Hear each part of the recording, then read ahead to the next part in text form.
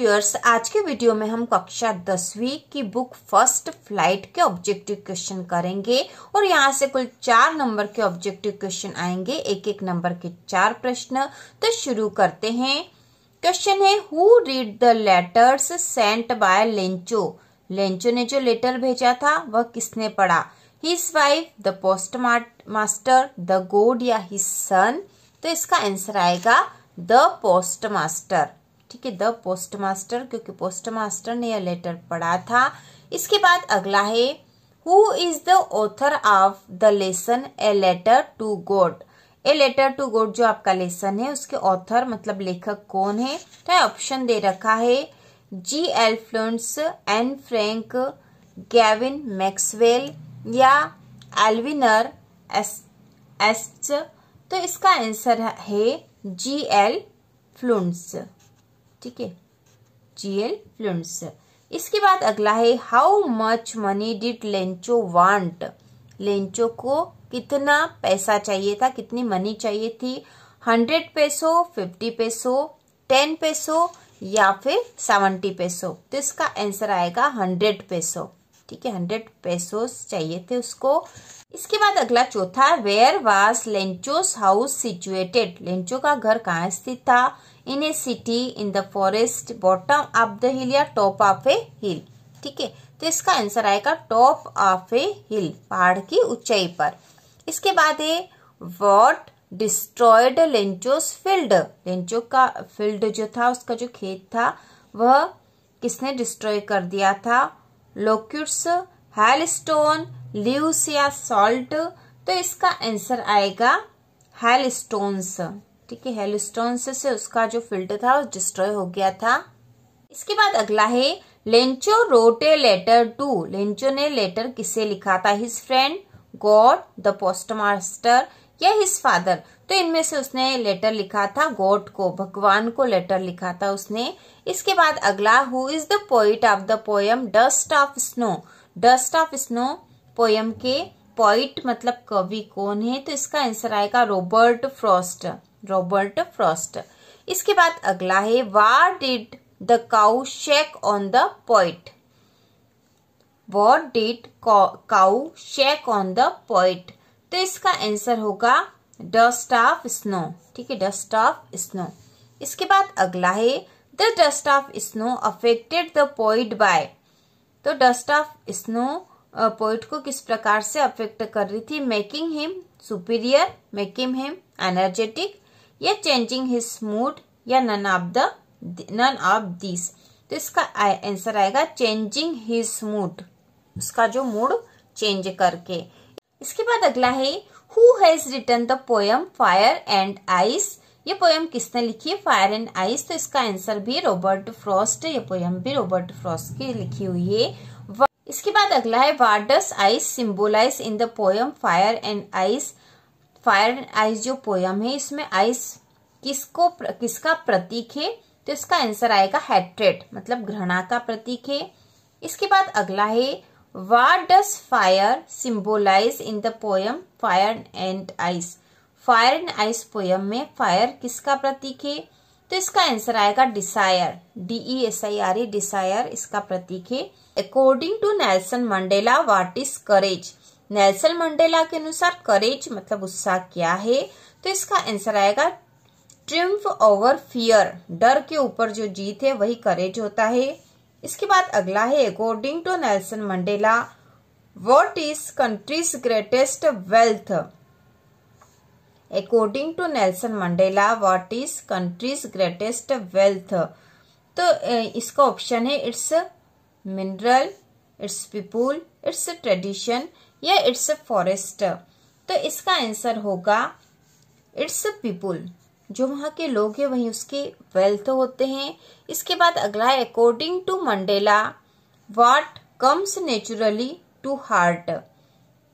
Hatred, love, discrimination या unity. तो इसका आंसर होगा लव। ठीक है, according to Mandela, what comes naturally to heart. तो इसका आंसर है love. Who has written the poem a tiger in the zoo. यह जो पोयम है टाइगर इन द जू, ये किसने लिखी है? तो इसके ऑप्शन है Leslie Norris, Robert Frost, W.B. यीस्ट या जॉन किट्स। ये पोयम किसने लिखी है? तो यह पोयम लिखी है लेस्ली नॉरिस ने। इसके बाद है the tiger look at, cars, stars, house या नन। तो इसका आंसर आएगा स्टार्स। इसके बाद अगला है who has written the story his first flight. यह स्टोरी किसने लिखी है? तो यहाँ पे इसका आंसर होगा लियाम ओ फ्लार्टी, इन्होंने यह पोयम लिखी थी। इसके बाद अगला है what was the seagull afraid of. तो सिगुल जो है वह किससे डर रहा था? तो इसका आंसर है फ्लाइंग। ठीक है, फ्लाइंग से वह डर रहा था, उड़ने से। The lesson his first flight is about, जो लेसन है हिज फर्स्ट फ्लाइट वह किसके बारे में है? पिजन के बारे में, पायलट के बारे में, पैरट या सिगुल के बारे में। तो इसका आंसर है सिगुल के बारे में। ठीक है, इसके बाद अगला है the pilot was flying from to. Pilot जो है कहाँ से उड़ रहा था, कहाँ से कहाँ के लिए उड़ रहा था? तो इसका आंसर होगा इंडिया टू फ्रांस। ठीक है, यहाँ पे इंडिया आएगा, यहाँ France. The pilot was flying from India to France. इसके बाद अगला who is the author of the black aeroplane. ठीक है, who is the author of the black aeroplane. Black aeroplane के जो ऑथर मतलब लेखक कौन है? तो इसका आंसर होगा फ्रेडरिक फॉर्सिथ।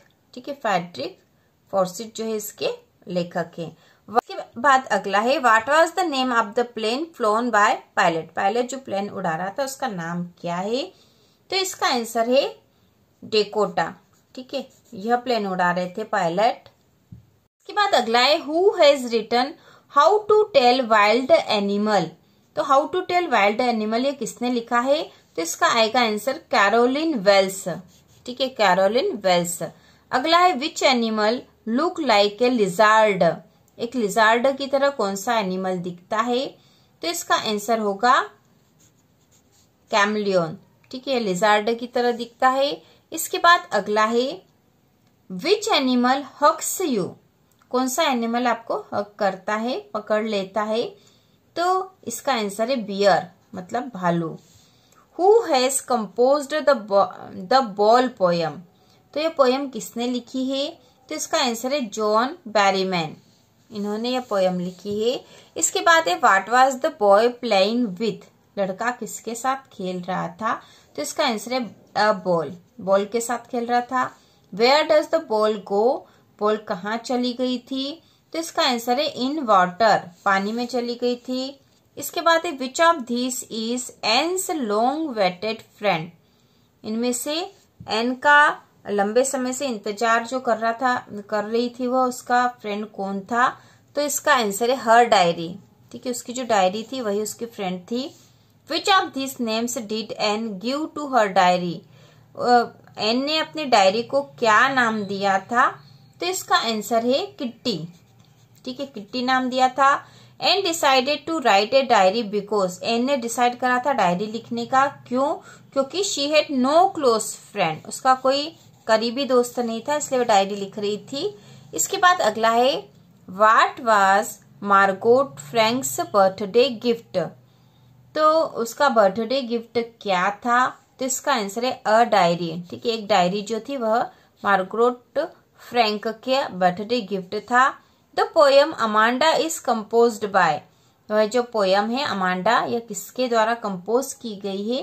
तो इसका आंसर है रॉबिन क्लीन के द्वारा। ठीक है, रॉबिन क्लीन। इसके बाद अगला है according to Amanda freedom is. Amanda के अनुसार फ्रीडम क्या है? तो फ्रीडम इज स्वीट। अगला the poem Amanda is about. Poem जो अमांडा है किसके बारे में है? तो इसका आंसर है चाइल्ड साइकोलॉजी। ठीक है, चाइल्ड साइकोलॉजी के बारे में है। इसके बाद अगला है Amanda wants to be an orphan. Amanda एक ऑर्फन क्यों चाहती थी? तो इसका आंसर है to enjoy the freedom that an orphan has. ठीक है, why should Amanda not eat chocolates. Amanda chocolates क्यों नहीं खा रही थी? तो इसका आंसर है इट कैन एक्न। ठीक है, इट कैन एक्न, क्योंकि इससे जो है मुहासे हो जाते इसलिए। इसके बाद है what are the bakers known as in Goa, तो इसका आंसर होगा पैडर। अगला है Coorg is famous for, Coorg किसके लिए फेमस है? इसका आंसर है कॉफी, कुर्ग जो है कॉफी के लिए फेमस है। Where is Coorg situated, Coorg कहाँ सिचुएटेड है? तो इसका आंसर है मैसूर। अगला है river obtains its water from Coorg, तो इसका आंसर होगा कावेरी। ठीक है, Kaveri river obtain its water from Coorg. अगला है what is Assam popularly known as, Assam किसके लिए प्रसिद्ध है? तो इसका आंसर है टी कंट्री, आंसर है टी कंट्री।